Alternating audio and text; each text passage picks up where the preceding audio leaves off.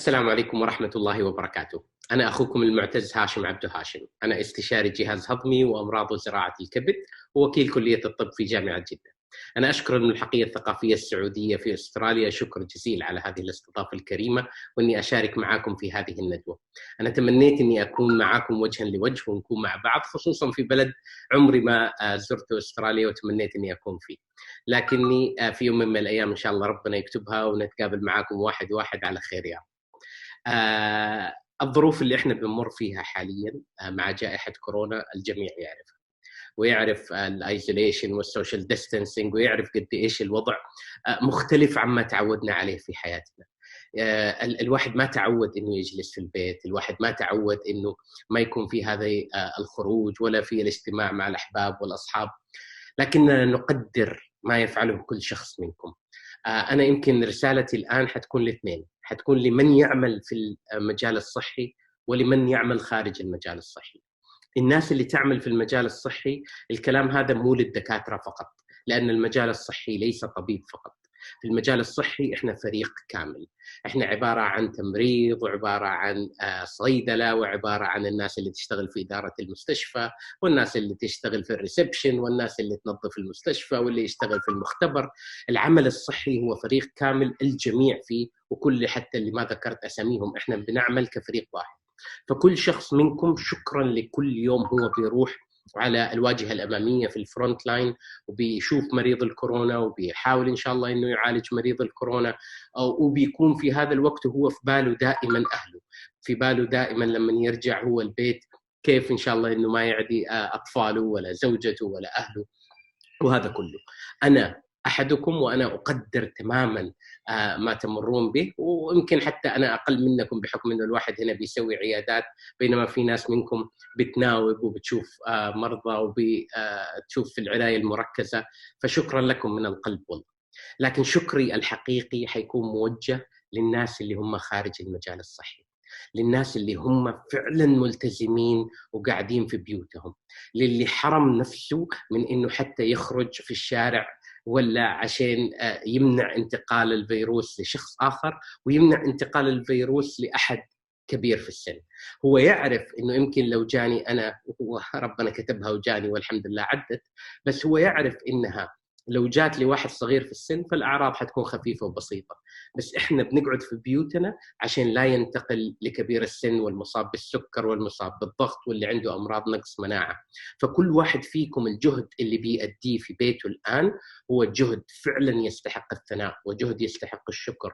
هذا شيء أنتم ما تعودتوا عليه، لكنه فعلا أنت ما تعرف قد إيش اللي أنت بتسويه بيخدمنا كلنا يا رب وبيخدم هذا المجتمع. أنا كل اللي أتمناه وكل شخص فيكم أكيد يتمناه إنه هذه الظروف إن شاء الله يا رب تعدي على خير وترجع حياتنا لطبيعتها، ونجيكم أستراليا ونشوفكم إن شاء الله ونتشرف بكم واحد واحد. طيب الموضوع الآن حتكلم معاكم على هذه الأبحاث الطبية، وزي ما قلت لكم إحنا حنركز على الأبحاث الطبية، وهنالك خبراء ما شاء الله في الأبحاث الأخرى سيتحدثون عنها. الأبحاث الطبية أنا شايف قدامي 7 أشخاص الله يعطيهم ألف عافية. شايف إسماعيل يعقوب على البحث حق Evaluation of What's Delivered Diabetic Self-Assessment، معناته على مرضى السكر. مرضى السكر يشكلوا أكثر من 20% من المجتمع السعودي، فهذا لوحده دليل على أهمية ذلك في الحياة الحقيقية، على أهمية الأويرنس اللي نحتاج إنه يصل لمرضى السكر سواء بأي طريقة تصل لهم. فالله يعطيك ألف عافية على هذا البحث والله يا إسماعيل. شايف خولة عتيق تتكلم على العلاقة بين الضغط وبين البرين ايجينج أو حتى التغيرات التي تحدث في الدماغ، وألف ألف شكر على هذا البحث الجميل ويعطيك ألف عافية عليه. أنا حتكلم على بحث يمكن عشان اليوم أنا مسجل هذا الفيديو الآن في تقريبا الفترة اللي هي اليوم العالمي لمرضى داء الأمعاء الالتهابي، وبحكم التخصص كرونز والقولون التقرحي في بحث الأخت عايشة العنزي اللي هو Factors Affecting the Quality of Life of the Stoma Patient or the Ostomy Patient، اللي هو ما هي الأشياء التي تؤثر على مريض اللي بيحط كيس خارجي للقولون مثلا أو الأمعاء الدقيقة. وهذا شيء فعلا بنشوفه بشكل متكرر وبنشوفه بشكل يومي. والنظرة هذه اللي هي أنت تنظر إلى الquality of life والرأي المريض، هذه هي النظرة اللي أنا أبغاها تصل. أنا دائماً أحب إنه إحنا نفكر كأطباء وكعلماء في ما هو الجديد في الأبحاث، ما هو الجديد في الطب، إيش الدواء، بس لازم ما ننسى إحنا بنسوي كذا ليش؟ إحنا بنسوي كذا عشان نصل في الأخير إننا نحسن حياة هذا الإنسان ونحسن هذا المريض من حالته الجسدية والنفسية. فألف ألف شكر على هذا البحث الجميل والله. بحكم التخصص أكيد أنا متحيز لهذا البحث. بعدين أشوف رؤى سندي بتتكلم على ال 3D printed breast using السيليكون اللي هي magnetic resonance imaging.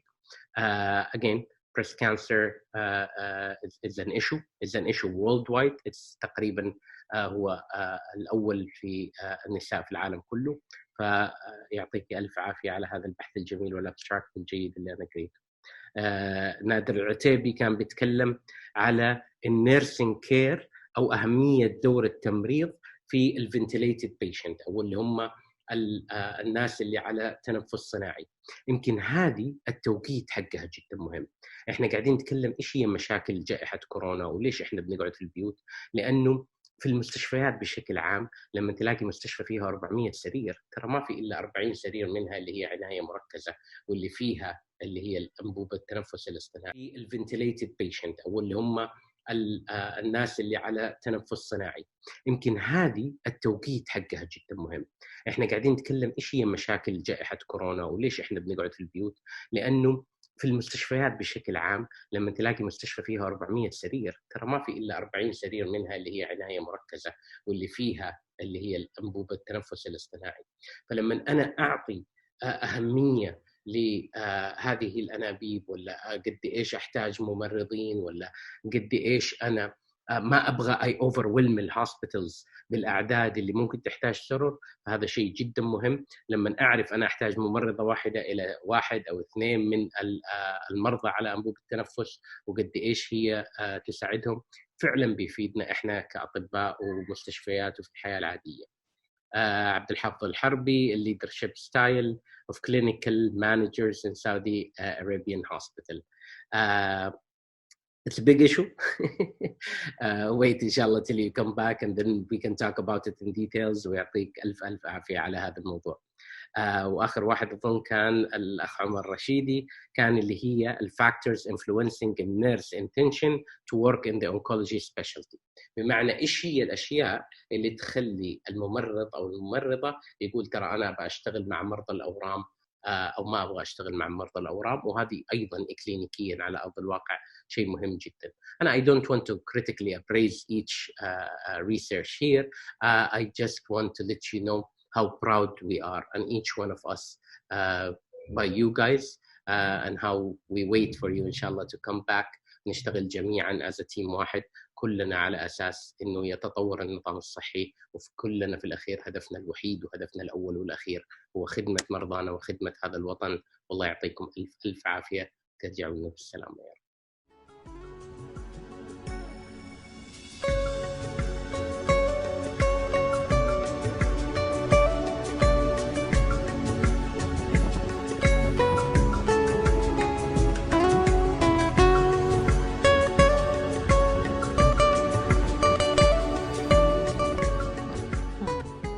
Cindy, a PhD candidate in the medical radiation science at Curtin University.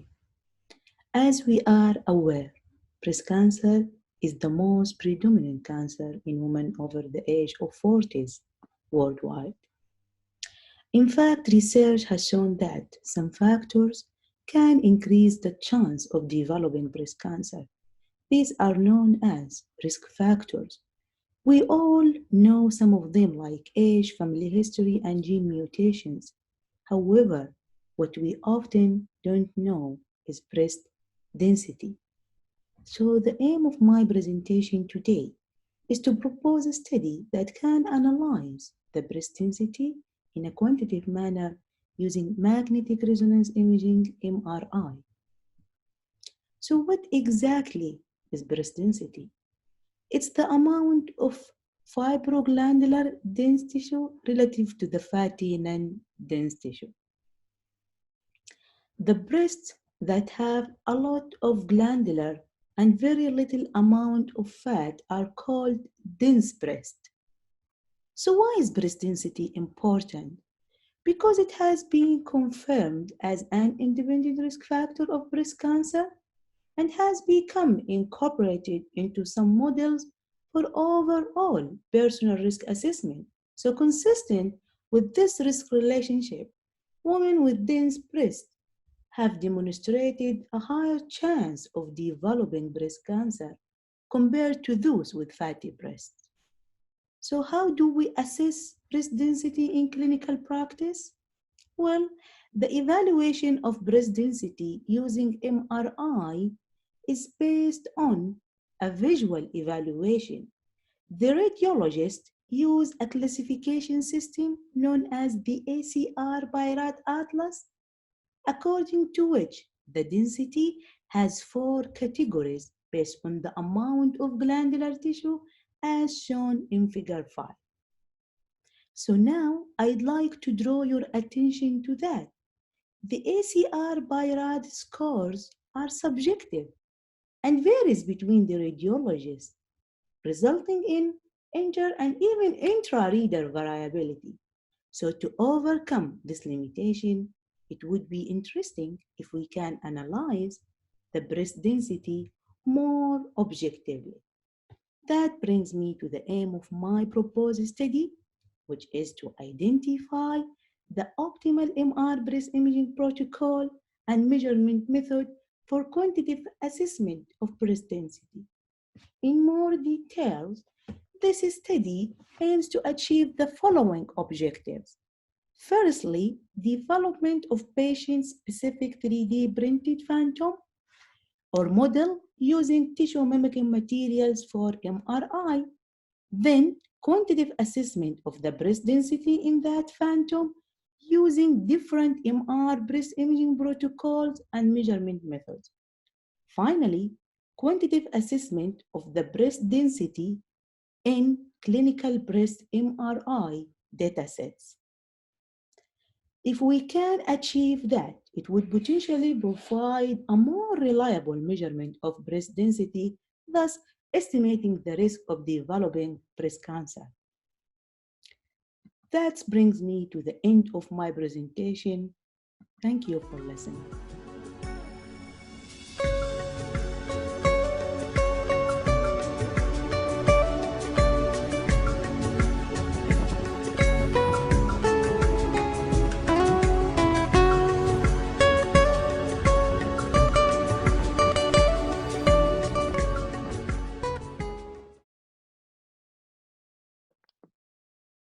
Hi everyone, it's my pleasure to welcome you all to my presentation about my PhD study, and I am very pleased to participate in this virtual scientific seminar 2020 in Australia.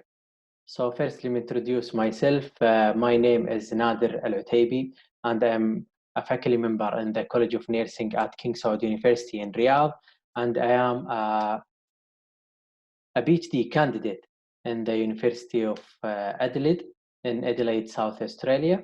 I'm working under a supervision of Professor Gillian Harvey and Dr. Elizabeth Lynch. My PhD study is about the factors influencing intensive care nurses' adherence to prevention of ventilator-associated pneumonia, clinical practice guideline in Saudi Arabia, a mixed method study. So patients who are on intensive care units and require mechanical ventilation device are at increased risk of developing ventilator-associated pneumonia, which is called the VAP, which is a serious life-threatening condition. So patients who develop VAP, which occurs between 10 to 30% of ICU patients, have a higher of mortality and morbidity rates among all other type of patients.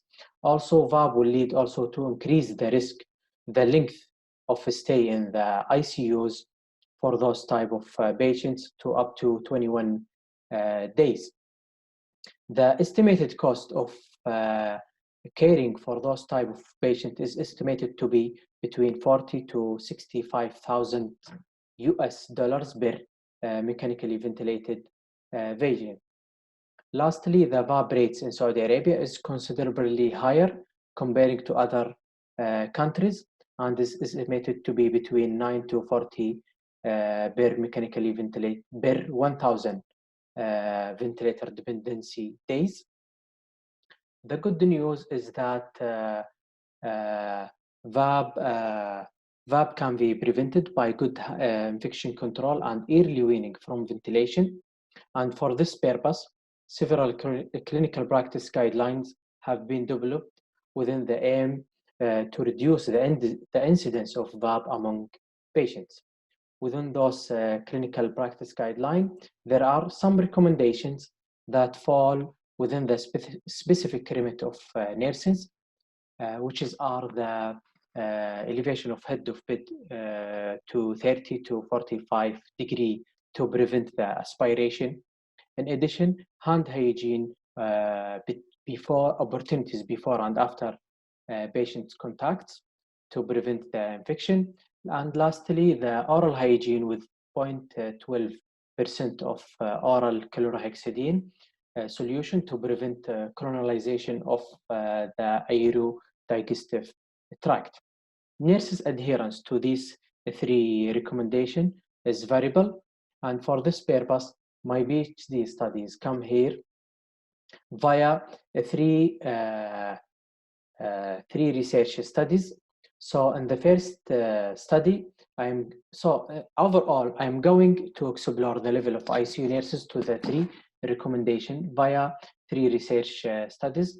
In the first study, which is a quantitative study, I'm going to assess the level of ICU nurses adherence to these three recommendations via two research techniques. The first technique is the audit of the current practice, and the second to survey ICU nurses to understand the factors influencing their adherence. The second research study is about to examine more in depth the factor that influence ICU nurses adherence to the three recommendations in Saudi Arabia via qualitative study. And lastly, the third study is to facilitate the development of future recommendations for the implementation of VAB prevention clinical practice guidelines in Saudi Arabia via group discussion. The interesting part of my PhD study is that my PhD study is the first study of its kind to investigate and explore the factors influencing intensive care nurses' adherence to the three recommendations in Saudi Arabia. In addition, the findings from my study will contribute to the nursing discipline by building the availability knowledge base about nurses' implementation of evidence-based practice. And lastly, my PhD study is significant for policymakers and administrators in Saudi Arabia because it will provide the potential to identify improvement strategies for improving the implementation of the clinical practice guidelines in general as tools to enhance evidence-based practice. Thank you so much.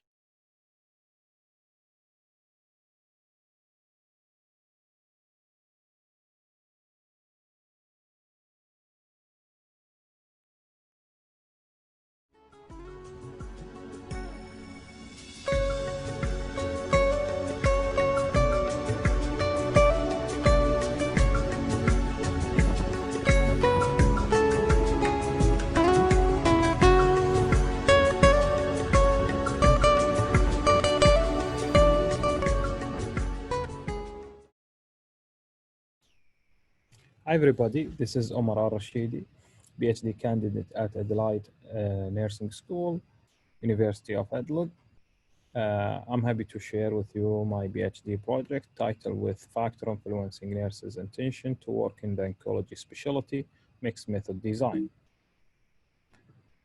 First, I want to explain important terminology in my research project, which is the palliative care. The palliative care health approach here mean improving the quality of life of patient and their family facing the problem association with life-threatening illness. And as example here, the patient with cancer in advanced stage.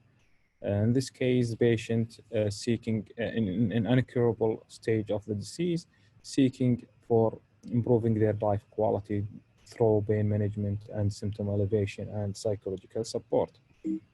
And why is this important? In Middle East country, the number of mortality rate associated with cancer higher than developed country. And the reason, because the different reason, but one of this reason is patient seeking attention, seeking medical attention advised at advanced stage that make patient option available is only palliative care. And then related to nursing, we find four main health challenge for practicing palliative care nursing. The most repeated problem in reported in previous research is lack of knowledge, the low palliative care knowledge among nurses in Saudi, as well as negative attitude toward caring for dying patient. And the two last problem is the communication barrier and culture barrier, and these two last health challenge due to the nursing distribution and representation in Saudi Arabia. Majority of nurses in Saudi is non-Saudi nurses. Saudi nurses represent only 35% of nursing workforce in Saudi. Non-Saudi nurses have difficulty with language and with culture and religion. Especially, it's the key element and most important for patient with cancer, dying with cancer, terminally ill patient, and cancer. Communication is one of the most important nursing care. We find as well the representation of oncology, Saudi oncology and oncology specialty is significant lower than other specialty. We find less than 9% of Saudi nurses in oncology. That's make the challenge is more complicated for them. For that reason, we conduct 3 stage of research project to come up with more understanding and addressing this issue. The first phase was designed as quantitative phase, cross-sectional, already conducted. And the second phase will proceed later on, qualitative design, semi-structure. And the third is focus group. And with integration of this 3 phase to come up with the needed recommendation to address this issue in Saudi. In the first phase, we examine their intention toward working in oncology and the predictor. We aim to identify the predictor for their intention to stay or leaving the oncology specialty among the 3 different level of nursing profession, which in undergraduate nurses who doing their internship program, registered nurse who work in oncology, postgraduate nursing who doing oncology diploma. In 5 medical city in Saudi Arabia, 4 of them in capital city of Riyadh, where the most of cancer services delivered in Saudi. From this project, our potential significant for the research after identifying the predictor for their intention to work in oncology. Identifying this different factor could play a role in improving the oncology nursing workforce in Saudi Arabia, and as well increasing the Saudi nursing representation in this specialty. And this improvement could promote nursing job satisfaction, addressing this the issue, and decrease the nursing turnover from this specialty. All this could help the policymaker and Ministry of Health to plan the future workforce for strategy for nursing workforce, which definitely would coming with improving in quality of care for terminally ill and dying patient in Saudi. Thank you for attending my presentation.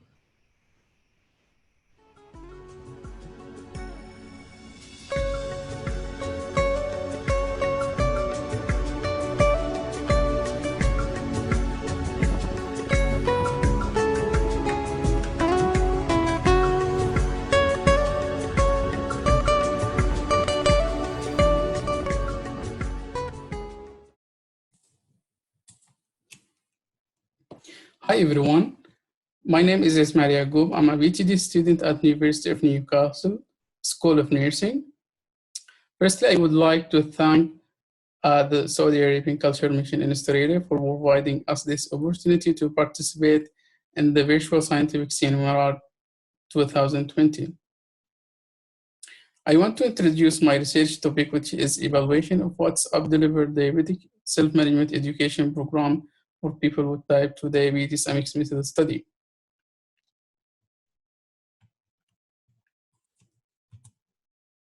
Diabetes mellitus represents a public health crisis in Kingdom of Saudi Arabia. It is considered as an epidemic.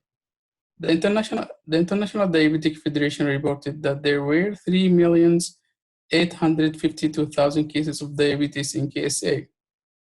The International Diabetic Federation has confirmed that the KSA is among the global top countries with the highest prevalence of diabetes among adults aged between 20 to 79 years old. Non-adherence with treatment plans and poor medication adherence is a significant problem for diabetic patients in KSA. Poor control of glucose levels contribute to increased risk of developing diabetic complications such as heart disease, stroke, blindness, kidney disease, and lower limb amputation. This refers to the many patients that didn't have the skills in disease self-management. In KSA, the economic burden of diabetes is high. It is estimated that direct cost of managing diabetes mellitus will rise to 6.5 billion in 2020. It would be much higher if indirect costs are included, such as absenteeism, loss of productivities from disease-related complications, and unemployment due to disability and early mortality.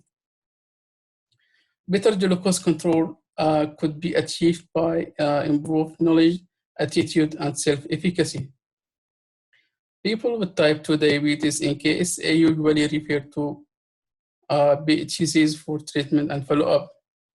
However, due to increased prevalence of diabetes mellitus, the primary healthcare centers face serious challenges with the growing demand of diabetic care. There is inadequate care for people with type 2 diabetes in KSA that lead to poor glycemic control and increased diabetic complication. However, diabetes education is the main component of diabetes management. Patient education program can contribute to behavioral change and improvement of metabolic control and self-monitoring of skills. Nowadays, nurses were unable to give inadequate time to sit with the patient and educate them, and also patients were not able to attend for diabetic self-management education program due to work commitments. Thus, delivering diabetic self-management education program through social media would be beneficial for patients with type 2 diabetes in terms of increasing diabetic knowledge and supporting their diabetic self-management. The Kingdom of Saudi Arabia also has one of the highest mobile penetration rate in the world. At 72.8% of population with more than 60% of mobile phone users accessing internet using their mobile phone.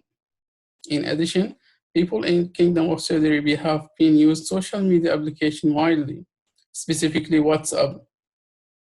In 2017, WhatsApp was the most common social media application used with a rate of 70% compared to other social media platforms. WhatsApp plays an important role sharing information and transferring knowledge. WhatsApp could be a potential to deliver the diabetic self-management education program in Kingdom of Saudi Arabia. So in this study, I'm planning to deliver an education program through WhatsApp to overcome this issue. The main objective is to develop and evaluate the effectiveness of WhatsApp delivered diabetic self-management education program on glycemic control, diabetic knowledge, self-efficacy, anxiety and depression, and health-related quality of life. This study will be a mixed method study with exploratory sequential design. The phase 1 will be a qualitative study through conducting a semi-structured interview aiming to assess type 2 diabetes patient needs for self-management, and they will receive facilitator and barriers of self-management in Kingdom of Saudi Arabia, and their interest in using social media platform to support their diabetic self-management. In phase 2, I will be conduct a randomized control trial aimed to evaluate the effectiveness of self-management intervention delivered social media through WhatsApp to support patients with type 2 diabetes. This is the proposed WhatsApp group which will be which will be conducted during my study. And this is the all. Thank you.